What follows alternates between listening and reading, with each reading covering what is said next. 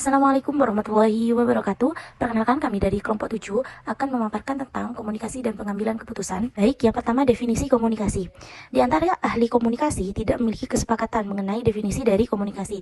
Kebanyakan definisi komunikasi yang digunakan dalam buku perilaku organisasi ini menekankan penggunaan simbol untuk mentransfer makna dari informasi. Sedangkan ada beberapa ahli yang mendefinisikan komunikasi ini sebagai proses individu atau seseorang yang mengirimkan stimulus atau biasanya dalam bentuk verbal atau kata-kata untuk memberikan pengaruh atau memodifikasi tingkah laku orang lain. Yang kedua, fungsi-fungsi komunikasi. Yang pertama itu sebagai kontrol, yang kedua motivasi, yang ketiga ekspresi emosional. Baik, yang pertama sebagai kontrol. Komunikasi dengan cara-cara tertentu bertindak untuk mengontrol perilaku anggota.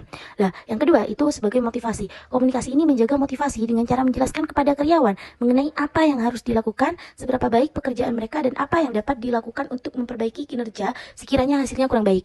Dan yang ketiga itu sebagai ekspresi emosional. Bagi banyak karyawan, kelompok kerja mereka adalah sumber utama interaksi sosial. Nah, komunikasi yang terjadi dalam kelompok ini merupakan mekanisme fundamental yang melalui para anggota menunjukkan rasa frustasi dan rasa puas mereka.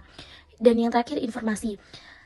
Fungsi tersebut merupakan fungsi terakhir dari komunikasi yang berhubungan dengan perannya dalam memfasilitasi pengambilan keputusan. Jadi, komunikasi memberikan informasi yang dibutuhkan untuk individu atau kelompok untuk mengambil keputusan dengan cara menyampaikan data untuk mengidentifikasi dan mengevaluasi pilihan-pilihan alternatif yang ada. Assalamualaikum warahmatullahi wabarakatuh. Baik, di sini saya akan menjelaskan tentang proses komunikasi. Proses komunikasi di sini ada pengiriman, penyandian, pesan, saluran, penerjemahan sandi, penerima, gangguan, dan umpan balik.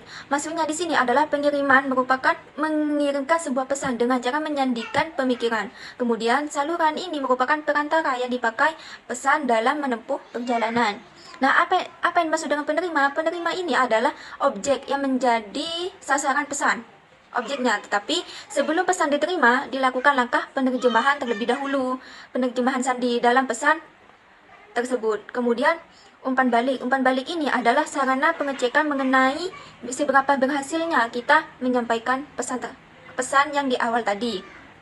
Kemudian penjelasan selanjutnya di sini ada arah komunikasi. Arah komunikasi dapat mengalir secara komunikasi vertikal dan komunikasi lateral. Komunikasi vertikal di sini dibagi menjadi dua, komunikasi ke arah bawah, dan komunikasi ke arah atas.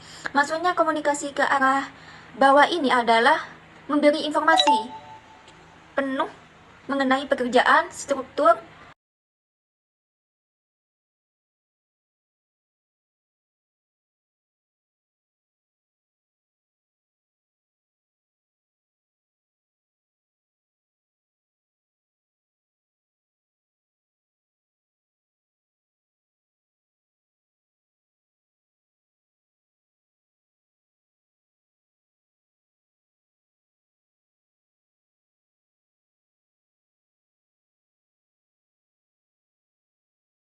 Selanjutnya yaitu komunikasi organisasi dan hambatan bagi komunikasi efektif.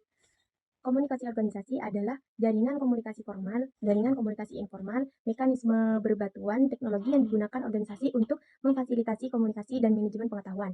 Selanjutnya yaitu hambatan bagi komunikasi efektif, yang terdiri dari 6. Yang pertama yaitu penyaringan, yang kedua persepsi selektif, yang ketiga kelebihan informal, yang keempat emosi, yang kelima bahasa, dan yang keenam kesulitan. Untuk penjelasan selanjutnya akan dijelaskan oleh teman saya.